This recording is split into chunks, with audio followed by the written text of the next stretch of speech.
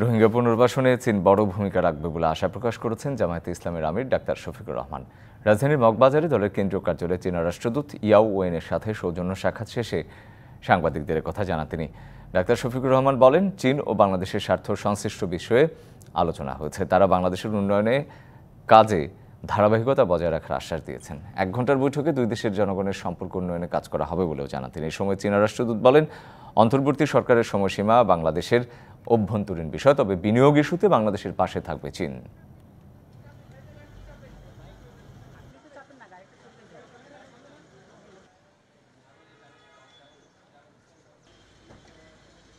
দুই দেশের স্বার্থ সংশ্লিষ্ট ব্যাপারে আমরা কথা বলেছি, কিভাবে চায়না এবং বাংলাদেশ আরও কাছাকাছি এসে আমরা একসাথে কাজ করতে পারি।